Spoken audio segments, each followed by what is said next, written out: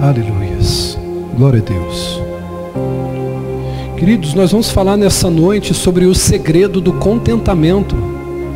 Diga comigo, o segredo, pode ser melhor, o segredo do contentamento. Filipenses 4:11, versículo 11, 12 e 13, diz assim o texto: não estou dizendo isso porque eu esteja necessitado, pois eu aprendi a me adaptar em toda e qualquer circunstância. Sei o que é passar necessidade e sei o que é ter fartura. Aprendi o segredo, olha só. Isso aqui depois do ponto é muito importante, é o tema central do sermão de hoje. Aprendi o segredo de viver contente em toda e qualquer. Bom, quem não quer aprender esse segredo, pastor Márcio? Tá com dinheiro, aprendi a ficar contente. Tô sem dinheiro, também aprendi a ficar contente. Olha o que esse cara vai dizer, olha o que Paulo vai dizer. Aprendi o segredo de viver contente em toda e qualquer situação, seja bem alimentado ou seja com fome. Irmão, você conhece alguém que fica irritado quando está com fome aí? Não dá bandeira não, só reflete no espírito aí. Tem gente que quando está com fome, essa pessoa é só Deus na vida dela, sim ou não? Você conhece um que está por aqui, irmão? Eu conheço pelo menos uns 5 aqui, irmão. Aprendi o segredo de viver contente em toda e qualquer situação, seja bem alimentado, seja com fome, tendo muito ou passando necessidade. Versículo 13. Tudo posso naquele que me fortalece.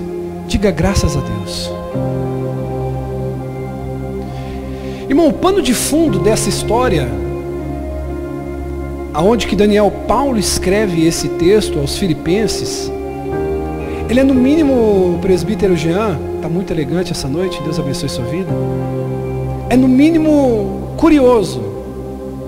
Sabe por quê, Lucas? Porque Paulo vai escrever, diaconisa Nath, que ele aprendeu o segredo do contentamento, ele aprendeu o segredo de ser feliz.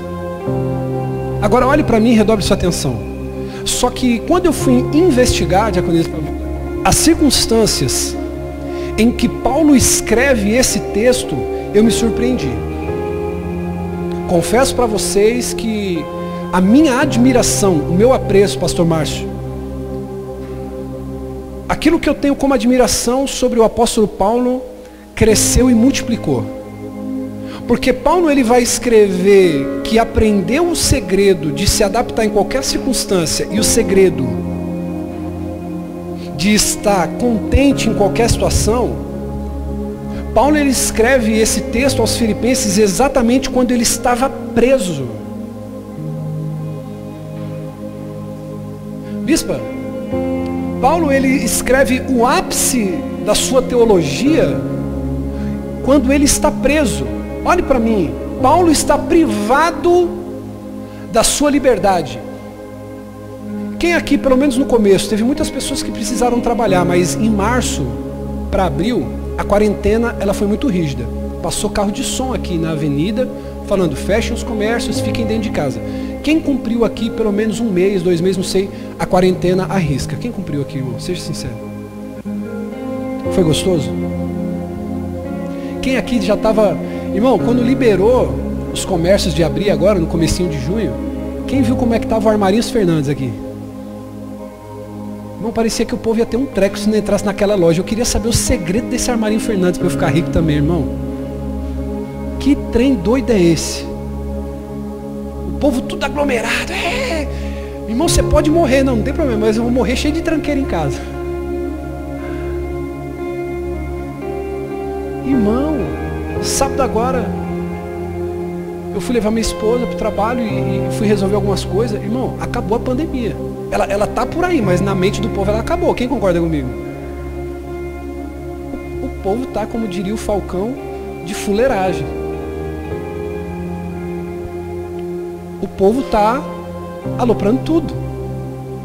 E o que eu entendo com isso? Irmão, as pessoas estavam totalmente se sentindo aprisionadas dentro de casa, sim ou não, irmão? Coisa boa é ficar em casa quando você está de férias, sim ou não? Que você pode ir na padaria tomar um café, que você pode ir almoçar, você pode ir na casa do norte. Eu, por exemplo, amo um baião de 2. Às vezes pegar a tua esposa E você poder sair com ela para comer fora. Só que nas condições em que nós estávamos, parecia um cárcere, sim ou não? Imagina os bichinhos que ficam presos, né? Numa gaiola, numa corrente. Então a gente consegue ter uma noção. Olha para mim, redobre a atenção. Não deixa agora o diabo te roubar. Só quem for de direito aí para trabalhar, se movimente, escute isso. A gente tem uma noção, uma percepção, talvez singular, sutil, pequena, perto do que Paulo estava vivendo, Girlei. Por quê, filho? Porque Paulo, ele estava preso. E diaconisa Juliana, o texto não diz, mas a teologia por detrás, a história, ela diz que Paulo já estava com a sentença marcada para morrer em Roma. Paulo seria decapitado. Profetas que vieram antes dele foram pior. O profeta Isaías, se você não sabe, ele foi pendurado de ponta cabeça e cerrado ao meio. Agora olhe para mim, esse homem, com a data da morte marcada, preso, passando fome, privado da sua liberdade, privado, olha só, não só bastante privado da sua liberdade, ele não tinha Wi-Fi na cadeia, ele não tinha WhatsApp, ele não podia ver Facebook, ele não podia ver o Instagram, era só ele e a presença do doce Espírito. Talvez você glorificou agora porque não era você no lugar de Paulo. A quarentena de hoje foi muito mais fácil que a de Paulo. Paulo vai estar numa cela fria, sem iluminação, porque os romanos não iriam gastar cera para iluminar a cela de Paulo. Ele estava passando frio, ele estava passando fome, porque ele era privado de comida, ele estava a poucos dias da sua morte, privado de receber os seus amigos. Se você não viu ainda o filme, eu te recomendo ver Paulo, o apóstolo de Cristo, que retrata minutos e momentos antes da sua morte. Talvez uma das únicas pessoas que tinham acesso até a sua cela, que levava as suas cartas, era Lucas. Só que agora, como que esse homem, vivendo tudo isso, ele escreve: eu aprendi o segredo de viver contente. Como que alguém que está sentenciado à morte diz assim: eu aprendi? Como que alguém que está passando necessidade diz assim: eu aprendi a estar contente? Como isso é possível? Qual era o segredo de Paulo? Como viver contente, irmãos, em toda e qualquer situação? Como ser uma pessoa agradecida? Como não ser um murmurador? Como não ser alguém ingrato em toda e qualquer situação? Como ter muitas vezes a atitude de Jó, de ver que perdeu tudo e dizer assim: eu saí nu do ventre da minha mãe e eu vou voltar nu para a terra que me concebeu. Bendito seja Deus. Como? Qual é o segredo? Como a gente pode conseguir o que poderíamos chamar aqui esse estado de espírito, para poder olhar e dizer assim: como que a gente pode conseguir isso? A gente vai ter que analisar esse texto. Paulo diz assim: eu aprendi a viver contente. Então a primeira lição que a gente pode tirar é que o estado de espírito, ele não vem por acaso, é resultado de um longo aprendizado. Paulo não diz essa afirmação de que ele aprendeu a viver contente de uma maneira involuntária. Ele acordou um dia mais espiritual e agora ele conseguiu ser um homem mais paciente. Não, isso aqui diz que é resultado de um longo aprendizado. Não é por acaso que durante a pandemia e após esse processo de pandemia, nós temos falado muito sobre encorajamento, sobre superação. Só que existe uma frase clichê, e se ela é clichê é porque ela acaba sendo uma frase muito coerente, de que aquilo que não te mata te deixa mais forte. Se você parar para perceber, eu vou dizer uma coisa para você aqui, que isso eu vivo na minha pele. Eu não vou dizer para você o que eu li em livros. E você vai concordar comigo. Você não precisa concordar, mas eu acredito que você vai concordar. Que no final das contas a gente percebe que Paulo, ele estava certo quando ele disse que aprendeu a viver o contentamento. Porque Paulo, ele passou por muitas coisas que o feriram, magoaram, chatearam. Eu quero dizer uma coisa para você. As pessoas que mais te feriram foram as que mais te ensinaram. Você já parou para perceber que na vida a gente sofre decepções e a gente sofre a decepção e a gente recebe o amor. A gente só tem essas duas opções da pessoa. Ou a gente é decepcionado por alguém ou a gente é amado por alguém. Sim ou não? Eu quero dizer uma coisa para você. A decepção, ela sempre vai fazer parte da sua vida. E você precisa louvar a Deus por ela. Por quê? Porque as decepções, escute isso aqui é muito poderoso. As decepções, bispa, elas vão engrossar a minha armadura.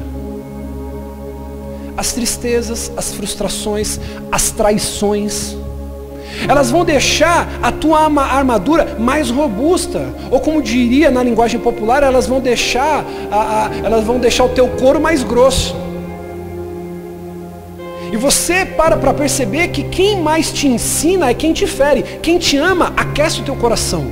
Ela preenche os teus sentimentos. A pessoa que te ama, ela te completa. A pessoa que te ama, ela consegue preencher muitas vezes alguns vazios que você tem. Sim ou não, irmão?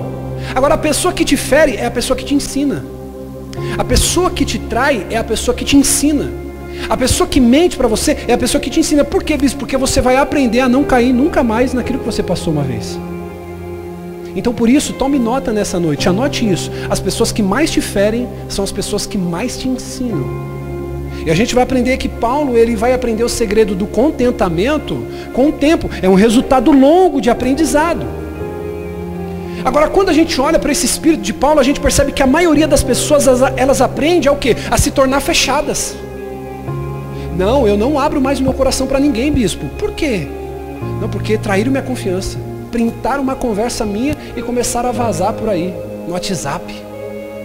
Mas a culpa foi de quem espalhou a tua conversa ou a culpa foi tua que não se preservou? Que não soube analisar em quem pudesse confiar.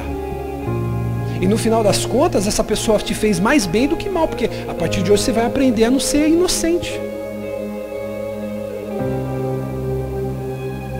As pessoas com as frustrações, a maioria das pessoas, elas ficam se tornando fechadas. Você vai perceber que as pessoas que sofreram muito na vida, elas vão ficando pessoas desconfiadas, pessoas fechadas, pessoas desconfiadas, pessoas entristecidas e pessoas amargas com as experiências que elas tiveram na vida. Agora, quando a gente olha para o apóstolo Paulo, ele vai dizer assim: eu aprendi o segredo de viver contente em qualquer situação. Diga aleluia por isso. Agora, a gente olha o apóstolo Paulo que viveu experiências difíceis, com essas mesmas experiências comuns que todos nós temos, ele aprendeu o segredo de viver contente. Como a psicologia chamaria, ele ressignificou a dor. Ele tirou um lado bom daquilo que ele estava vivendo. Paulo, ele refletia, não de maneira filosófica, mas ele refletia em cada experiência da sua vida, seja uma experiência boa ou seja uma experiência ruim. Augusto Cury já dizia que esse é um encontro consigo mesmo. O maior psicanalista, psiquiatra da atualidade já vivo, talvez seja ele. Um dos maiores escritores, e talvez você já deve ter lido alguma obra dele e deve ter amado, assim como eu. E ele ensina que a gente deve ter um tempo conosco de reflexão. E aí você deve analisar essa situação ruim que aconteceu com você e a situação boa. Você deve ponderar. E você deve aprender com elas. A oportunidade boa, a situação boa que aconteceu com você, o aumento do salário, a promoção, um amigo novo que você construiu, uma coisa que você sonhava e aconteceu. Você deve aprender com isso. Mas também as frustrações, os nãos que a vida te dá, as intempéries, as tempestades que acontecem, você deve ponderar sobre cada uma delas. E na verdade, quando a gente olha para Paulo, a gente percebe que falta uma coisa em nós, uma atitude, diga comigo, uma atitude de aluno da vida. De aluno da vida. Esses dias eu ouvia um dos maiores pensadores da atualidade.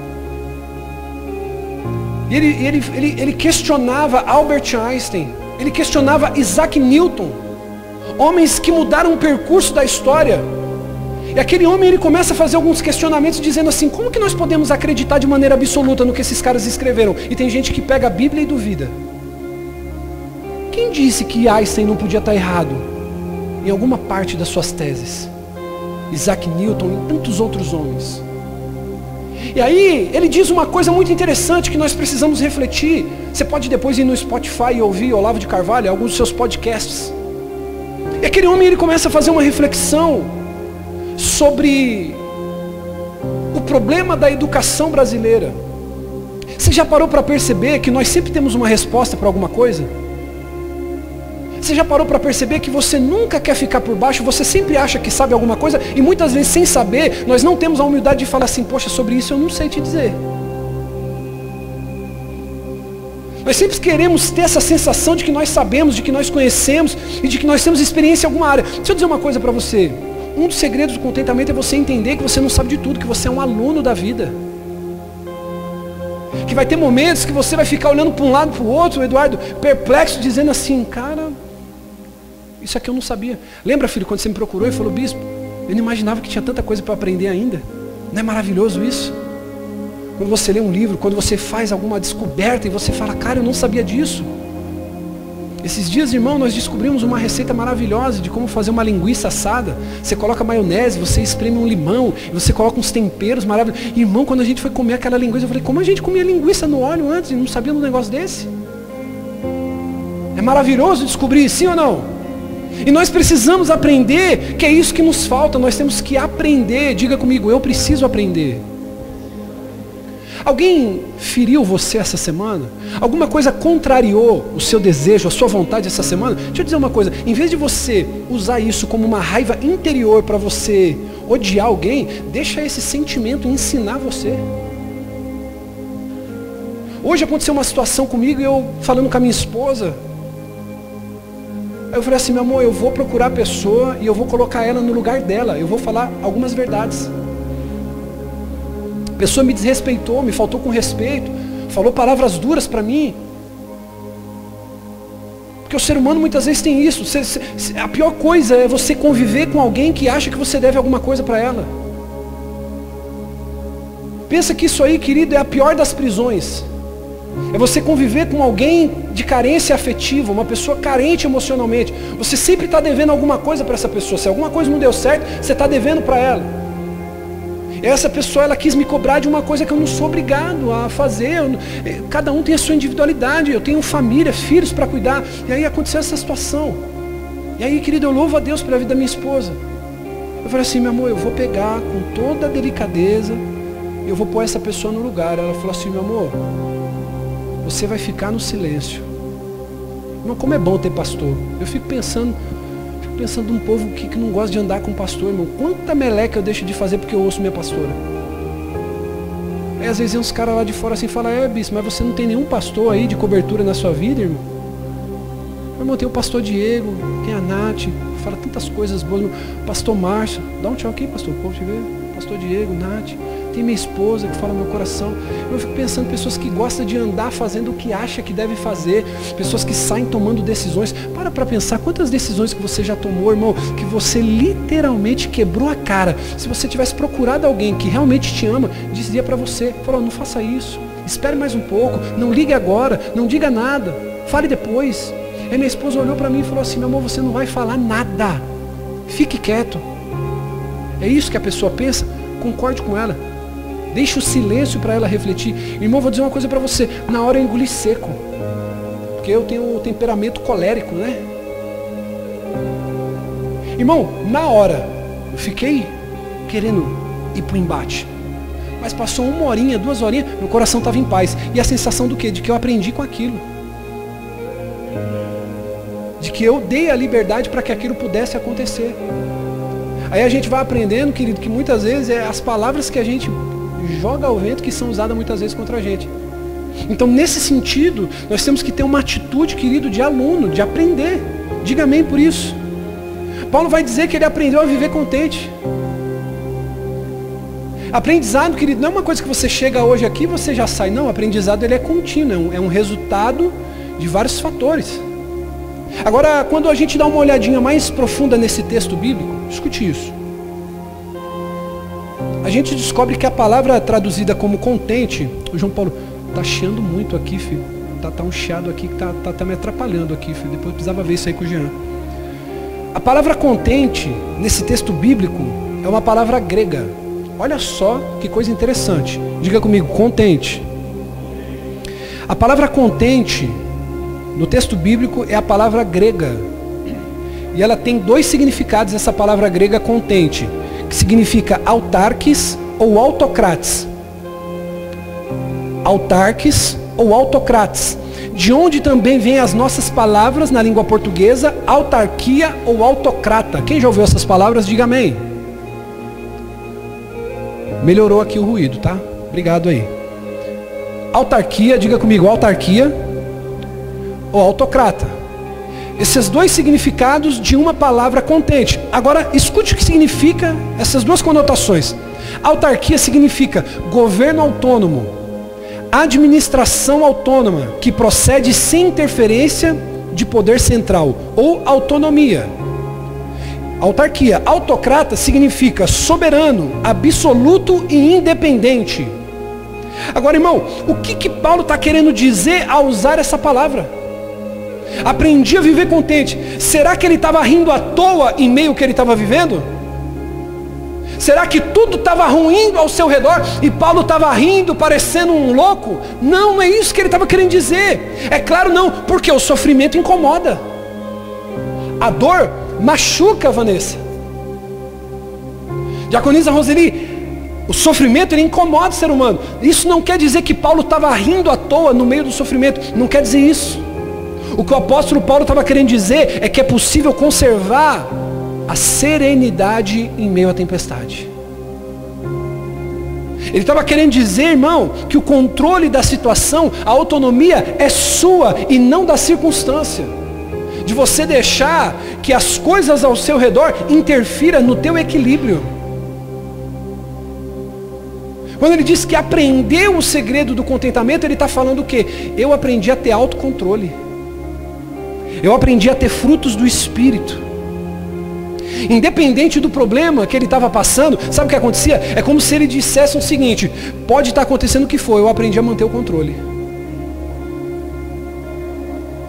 O segredo do contentamento não quer dizer que você vai ser feliz em todo o tempo, mas quer dizer que mesmo sofrendo, você vai aprender a manter o controle.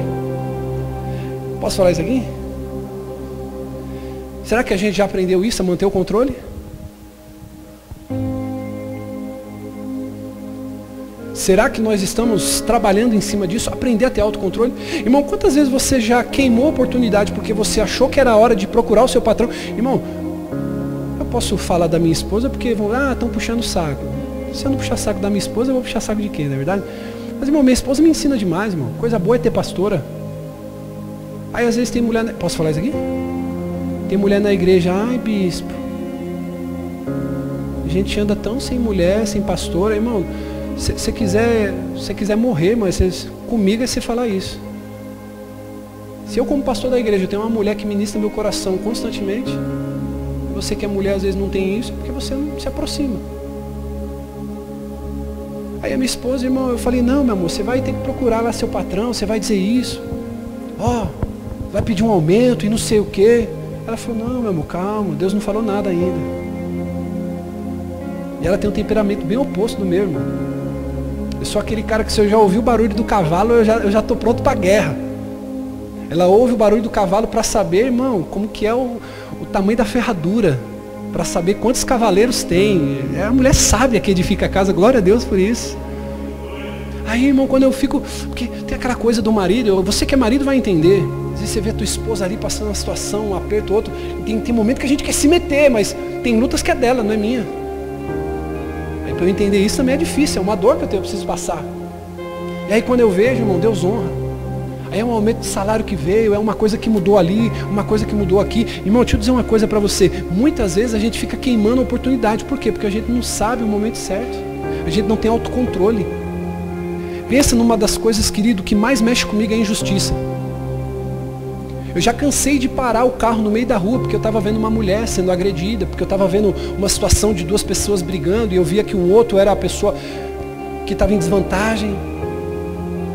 E quantas situações a gente, por não ter controle, deixa o Espírito Santo ministrar isso agora, porque eu não tenho poder para isso. É só o Espírito Santo que pode operar isso em você agora. Quantas oportunidades na vida estão dando erradas para você, porque você não está tendo autocontrole. Você não está sabendo esperar a hora certa, de falar, de ligar, de mandar mensagem, de conectar. Paulo vai dizer, aprendi a viver contente em qualquer situação. A gente pode tirar mais algumas lições desse texto.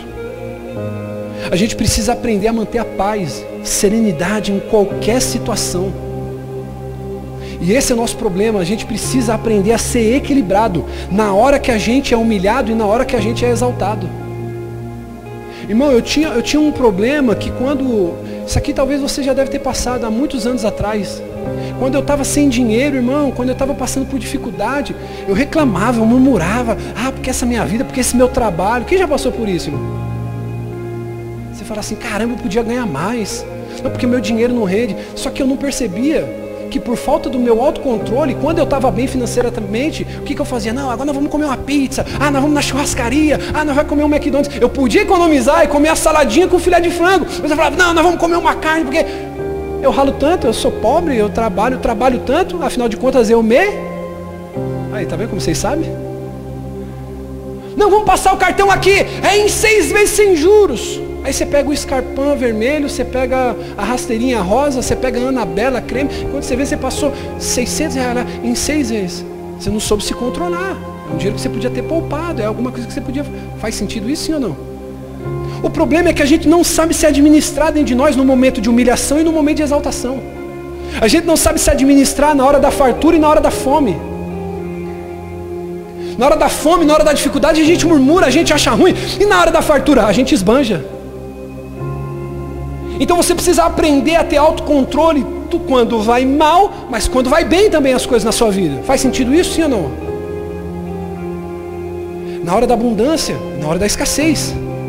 A maioria de nós não sabe administrar nenhuma situação e nem a outra.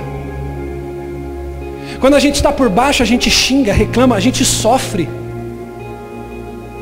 A gente fica numa penúria, a gente enche o coração de ódio, o coração de mágoa, mas quando a gente está por cima, a gente esbanja, tem pessoa que até humilha os outros. Irmão, eu cansei de ver pessoas frustradas no mundo, porque não cresceram no trabalho, não cresceram na universidade, não cresceram no seu meio secular, aí a pessoa tem uma oportunidade na igreja, aí quer desfazer dos outros. Eu cansei de ver isso. A pessoa ela é frustrada nos seus trabalhos lá fora, aí dentro da igreja ela tem alguma oportunidade, filha, sabe o que ela faz? Ela começa a pisar nos outros, fala, não, eu mando, não, eu faço. Por isso, querido, que você vai ver, a começar dos pastores aqui, querido, é o que a gente ensina. Não adianta eu subir aqui e pregar um sermão lindo para você, maravilhoso, com uma retórica, com uma linguagem coloquial de comunicação maravilhosa, mas se a minha vida não prega o que eu falo. Estava conversando com a diaconisa Elise hoje, falando assim, filha, bispo, porque olha, às vezes tem alguns, né, que às vezes tem medo de subir, ministrar uma oferta, ministrar uma palavra, né, família? Tem pessoas que ficam com esse medo, com essa coisa, não, vou pegar no microfone, mas fica fácil quando a sua vida prega mais do que as suas palavras. Tem pessoas, irmão, que eu não preciso dar o microfone para essa pessoa subir aqui para pregar. A vida dela, quando vai, pega um lixo, quando ela vai, pega um copo, quando ela chega cedo, quando ela varre, quando ela diz sim, quando ela diz não. A vida da pessoa prega muito mais do que o discurso dela. Meu Deus do céu. Então, o último estágio de um membro dessa igreja, de um líder, subir aqui para poder pregar, é que a vida dele já contagiou toda a comunidade. É fácil dar o microfone na mão da Nath. Eu preciso dar um microfone para você pregar? Não preciso, filho. Sua vida já é uma pregação. A vida desse menino aqui, eu não preciso nem dar um microfone na sua mão, filho. Sua vida já é uma pregação. Agora tem pessoas que têm um chamado para pregar. Ela tem que subir aqui e tem que fazer uso desse microfone. Agora tem pessoas que estão em pé aqui, tem pessoas que talvez nunca vão pegar nesse microfone, porque pega aqui, fica com medo, deixa até cair. Mas a vida dela é uma pregação. A vida dela fala muito mais do que as palavras dela. Então a gente precisa saber lidar. Posso falar isso aqui, sim ou não? Irmão, isso aqui é muito duro. E eu estou aprendendo agora a falar coisas duras de maneira mais suave. Tem muita pessoa que Deus não honra. Sabe por quê? Porque essa pessoa não tem o mínimo de controle numa situação de fartura e abundância. Tem pessoa que não é honrada por Deus porque essa pessoa não vai ter o mínimo de controle em uma situação de abundância, de fartura. Olha aqui, irmão, o maior governo que já houve na humanidade, segundo alguns historiadores, foi o governo do Egito, no período de José. Foi a maior potência mundial que já existiu em toda a humanidade, em toda a terra, em todo o período da história. Agora, o que Deus confiou na mão de José, cara? Tenta ver comigo agora aqui como muitas coisas vão começar a fazer sentido, porque você vê que você não começa a prosperar de uma maneira abundante. Eu não estou falando, querido, daquela coisa de você prospera e depois amarra, prospera e depois amarra. Não, estou falando de uma coisa que flua na tua vida. Se instalou a fome. Deus deu um sonho para Faraó. 7 anos de fartura, aliás. Agora olhe para mim, se José não sabe poupar na fartura, ele não ia passar pelo período de escassez. José teve que ter autocontrole. Olha para mim agora aqui. Posso falar isso aqui com amor, com carinho? Como um pastor que ama as ovelhas, sim ou não? Quando José começou a olhar os grãos, os cereais do Egito, ele falou, cara, é muita coisa. É muita coisa. Só que Deus já tinha dado uma direção para ele. Falou assim, meu filho, vai ser 7 anos de fartura. Junta grão até debaixo do teu colchão. Junta grão, faz um travesseiro só de grão. E a Bíblia vai dizer que ele começou a reformar toda a estrutura do Egito para armazenar os grãos. Porque era 7 anos de fartura. Ou seja, ele teve que ter equilíbrio para lidar com a abundância. Ele teve que ter equilíbrio para lidar com a fartura. Quando chegou o período de fome, ele teve que ter também equilíbrio para lidar com a escassez. Agora deixa eu dizer uma coisa para você, irmão. Por que tem muita pessoa que não prospera? Porque ela não tem equilíbrio quando recebe o 13º, quando ela recebe as férias. Os irmãos do Fala Deus aí, chegou no culto? Os irmãos do Aleluia, do Glória, tá aí? Irmão, tem pessoas que... Eu fico às vezes fazendo as contas aqui, irmão, não é que eu tô rico, mas na minha mão sempre passou muito dinheiro. Hoje eu fico pensando assim, eu falo, meu, 10 mil reais você não consegue fazer nada. 10 mil reais você não consegue fazer nada. Você consegue comprar uma casa? Consegue comprar um carro? É dinheiro para quê? Para gastar com besteira. Aí tem gente que está acostumada lá, ganha 1.500, 2.000, 3.000 por mês, 4.000, 5.000. Aí quando pega 10 mil reais em dinheiro limpinho na mão, é igual você dar 10 reais na mão da Lolô. Vou comprar bala. Aí o que faz? Vai, compra um sapato, vai sair para comer, e faz, e gasta, e pá, não sei o que, tá. Aí quando você vai ver, tá com 3.000, tá com 2.000. Ou seja, não teve equilíbrio no momento de prosperidade, de fartura. E aí é uma pessoa que não tem equilíbrio no momento da escassez. Eu quero te fazer uma pergunta, será que isso se aplica a você? Você deve pensar. Paulo diz assim, tudo posso naquele que me... Ele diz assim, eu aprendi o segredo de viver contente em qualquer situação. Seja com fome, seja alimentado. Seja com frio ou seja aquecido. Porque eu posso todas as coisas naquele... Aí, querido, você já deve ter ouvido muito esse versículo. Demais. Eu posso tudo naquele que fortalece. Ó, fica firme em Deus, porque você pode todas as coisas naquele que fortalece. Mas a aplicação mais comum que as pessoas usam, eu posso ter tudo, eu posso fazer tudo, eu posso adquirir tudo, conquistar tudo, prosperar naquele que me fortalece. Mas, irmão, não é bem isso que o texto está dizendo. Sabe o que Paulo está dizendo? Tudo posso administrar naquele que me fortalece. Sabe o que é tudo posso naquele que me fortalece? Eu posso administrar todas as coisas naquele que me fortalece. Eu posso me administrar na dor, eu posso me administrar na escassez, eu posso me administrar na dificuldade, como eu posso me administrar na fartura, na prosperidade, na bonança. É isso que ele está falando, eu posso me administrar em todas as coisas. Ele aprendeu porque Cristo o fortalecia, aleluia. Ele aprendeu porque Cristo era o refúgio dele. Ele aprendeu porque Cristo fortalecia, ele aprendeu a viver contente. Por quê? Porque Cristo fortalecia. Se eu estou passando por uma situação difícil, Cristo vai me fortalecer. Se as coisas estão dando tudo certo, é porque Cristo tem sido comigo.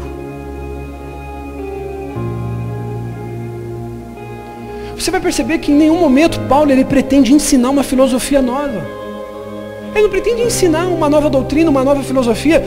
Ele não ensina uma oração mágica que forçasse as janelas do céu se abrir sobre nós. Por isso, irmão, que nós ensinamos você aqui a ler a Bíblia e ter uma vida com Deus na sua casa. Não existe esse negócio de oração milagrosa. Olha, agora nós vamos fazer a...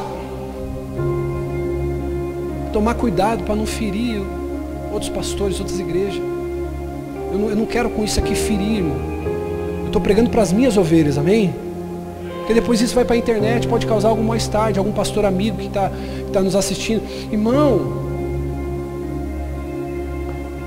meu Deus do céu. Quantas pessoas, irmão, estão enganadas fazendo voto financeiro, pegando feijão de R$1.000, o lenço de não sei o que. Irmão, eu não quero discutir a fé de ninguém aqui, mas o que Paulo vai dizer é o seguinte: não existe um caminho mágico, não existe uma oração que vai mudar a circunstância. Irmão, quando você tiver com alguém, que Deus repreenda isso em nome de Jesus na tua vida e na tua família, mas quando você estiver diante de uma situação que Deus não queira responder a tua oração, como que você vai servir a Ele?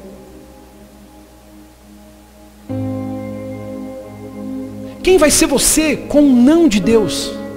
Porque enquanto Deus está dizendo sim, quando Deus está dizendo amém, quando tudo está dando certo, quando Deus está abençoando, glória a Deus. Agora eu quero te fazer uma pergunta: e quando o não de Deus chegar para você, quem vai ser você? Você vai poder falar como Paulo? Eu aprendi a viver contente. Deus, é não? Vou te servir do mesmo jeito. Deus, é não? Vou te glorificar do mesmo jeito. Deus, não deu? Vou continuar dizimando do mesmo jeito. Vou continuar ofertando do mesmo jeito. Vou continuar amando. Vou continuar servindo do mesmo jeito.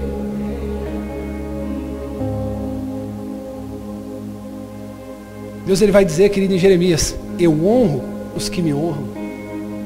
Sabe quando eu posso honrar a Deus, bispo? Quando? É quando tudo diz que não para você e você diz assim: agora é a hora que eu vou confiar. Tem pessoas que às vezes procuram a gente e falam assim: pô, bispo, olha, eu não estou conseguindo dizimar esse mês. Irmão, jamais você vai ser censurado, jamais você vai ser oprimido, machucado, ferido, porque você não conseguiu dizimar. Você só vai mostrar a sua dependência no seu dinheiro, no seu trabalho, nunca em Deus. Eu sei que é duro de ouvir isso. Ô bispo, está tudo tão difícil, eu não estou conseguindo dizimar, porque olha, as coisas ficaram desse jeito. Irmão, fica tranquilo. Você está dizendo para Deus o seguinte: Senhor, olha, é para Ele que você está dizendo, não é para mim. Eu não consigo confiar quando a circunstância não é segura para mim. Porque confiar quando tudo está dando certo para mim é uma coisa. Agora eu quero ver você dizer como Paulo: eu aprendi a viver contente em qualquer situação. Deus, eu vou dizimar e praticamente não vai sobrar nada para mim. Mas calma aí, eu aprendi o segredo de viver contente, porque é Cristo que me fortalece. Então Paulo não vai ensinar isso. Você precisa entender uma coisa: a maioria das heresias que você vai ver, ela sempre vai usar os evangelhos. Porque os evangelhos apresentam Cristo. Agora você nunca vai ver heresias com as cartas apostólicas de Paulo, de Pedro, de João, de Tiago, cartas aos Hebreus, Apocalipse. Por quê? Porque são cartas de doutrinas para a igreja. Então o que Paulo está dizendo não existe. O que Paulo revela para a gente? Que ele chegou à maturidade da fé quando ele dava o controle da situação, seja qual fosse. Ele estava no controle da situação. Isso é maturidade, irmão. É você não se desesperar quando vem a dificuldade, quando vem a crise, e você também não se enlouquecer, se envaidecer quando vem a prosperidade. Irmão, quantas pessoas que é só Deus dar um carro, ela some da igreja? Quantas pessoas que é só Deus dar uma casa na praia? Aí a pessoa fala: pô, bispo, eu preciso aproveitar minha família. Você sabe como é que é, bispo? Família em primeiro lugar.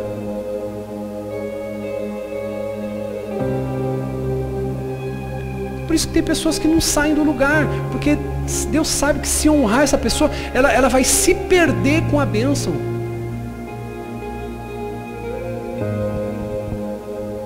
Se coloque de pé.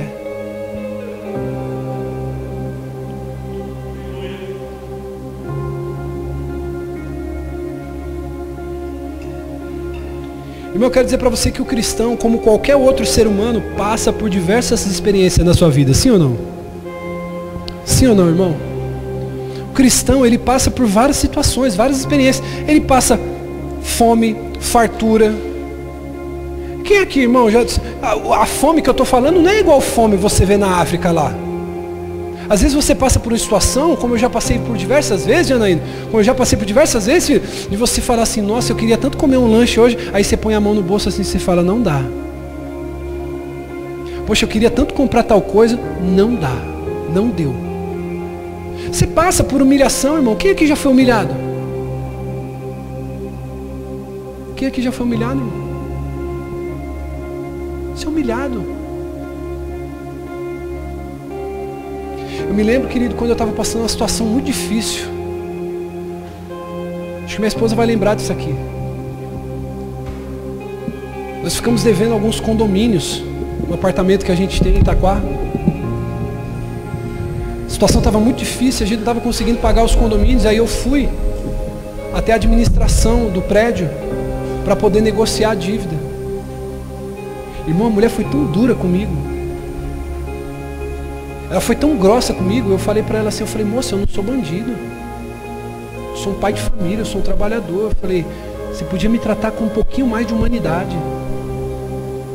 Irmão, naquele momento eu nem quis dizer que eu era um pastor, porque que exemplo de pastor eu seria? Só que isso é uma coisa comum a todos. Eu estava muito apertado, irmão, não consegui me administrar. E a mulher, ela foi super grossa, porque talvez eu até entendo que tinha muitas pessoas que às vezes davam um calote lá e deixavam correr na justiça, e enfim, mas não era o meu caso. Irmão, eu lembro, minha esposa não sabe disso. Minha esposa me viu chorar poucas vezes, ela me vê chorar muito na presença de Deus.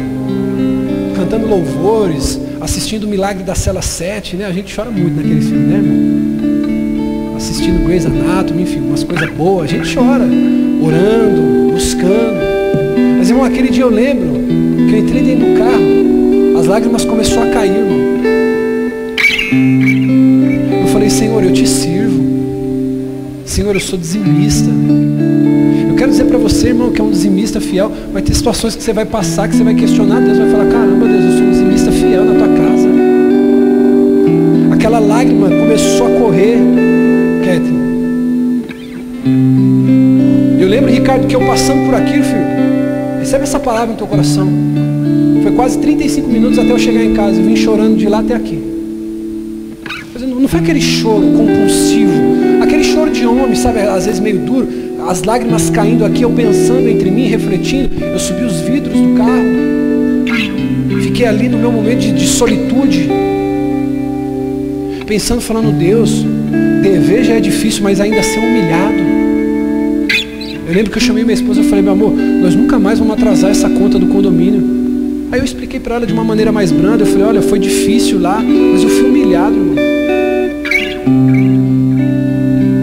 Eu vou dizer uma coisa para você, você tem duas opções com as coisas que acontecem na sua vida. Você pode se tornar uma pessoa melhor ou você pode se tornar uma vítima.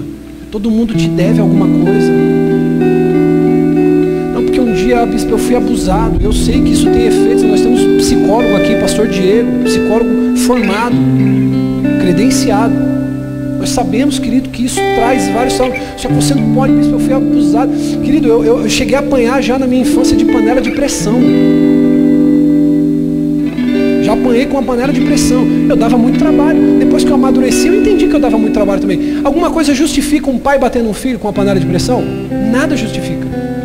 Mas eu poderia me sentir aquela criança que alguém sempre me deve alguma coisa porque eu fui abusado, isso é um abuso físico. Um adolescente, uma criança de 10, 12 anos apanhar com uma panela de pressão, eu não fui abusado sexualmente, mas eu fui abusado fisicamente. Eu poderia me sentir uma vítima. Você tem duas opções, querido. Ou você é uma vítima, ou você aprende com o que você viveu.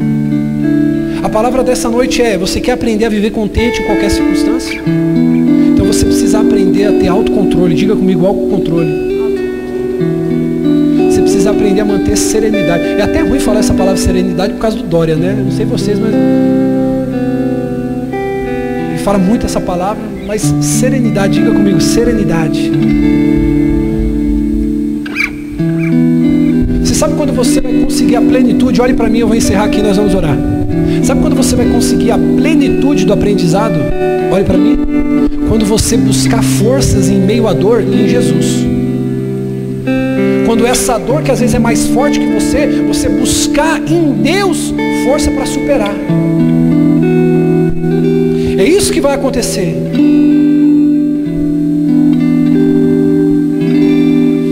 É só aqueles que estão dispostos mesmo a dar a sua vida a Cristo vão poder dizer um dia, como Paulo disse: eu aprendi a viver contente em qualquer situação. Porque essa é a vontade de Deus, que você dê graça em todas as coisas. E para encerrar aqui, olhe para mim. Você já parou para pensar, irmão? Quem aqui já reformou a casa? Ou que seja, pintou a casa alguma vez? Já pintou a casa? Você chegou assim e falou: nossa, a casa está pintadinha. Quem já passou por esse sentimento? Quem aqui já teve a oportunidade de entrar no seu carro novo pela primeira vez? Quem já teve essa? Não é gostoso, irmão? Entrar na faculdade. Eu lembro, irmão, que eu fui calouro uma vez e me jogaram o ovo, me arrebentaram na porta da faculdade. E eu estava lá todo feliz. Primeiro dia, caderninho na mão, mochilinha, primeiro dia de aula. Não tinha ninguém, irmão, porque os veteranos já sabiam que era só na próxima semana. Eu cheguei lá, todo feliz. Eu olhei, eu falei: agora eu sou um universitário. Lembra, pastor, do primeiro dia de sala de aula? Aquela sensação, aquela coisa gostosa. Lembra, irmão, quando você saiu com aquele sapato que você tanto queria um dia? Você falou: ah, esse miserável vai ser meu, eu vou comprar. Nem que eu passe no cartão escondido e meu marido não veja. Aí quando você volta com a sacolinha, aquela sensação de conquista gostosa. Quem já passou por isso aqui? Você já percebeu que isso aí é passageiro? Sim ou não? Aquele fogão novo, mulher ama fogão, geladeira. Comprou aquele fogão maravilhoso, aquela geladeira top de linha, que se aperta lá, irmão, fala até bom dia, boa tarde, boa noite. Vem aquela sensação gostosa. Nossa, que geladeira top. Irmã, a sensação gostosa passa ou não passa? Eu tenho uma boa notícia para te dar. Essa coisa ruim que você está passando também tem hora para acabar. Você precisa aprender que tanto o que é bom na tua vida é passageiro, como o que é ruim. Então eu quero dizer uma coisa para você. Se Deus está te abençoando nesse momento, não se deslumbre, não se ensoberbeça, aprenda a ser grato. Mas se você está aqui essa noite passando por algo que te fere, te machuca, não se esmureça, aprenda a viver contente em qualquer situação, assim como Paulo, porque ele vai dizer o seguinte no final: eu posso estar passando uma coisa ruim, mas eu posso estar passando coisas boas. Eu posso todas as coisas naquele que me fortalece. Eu quero orar com você, irmão.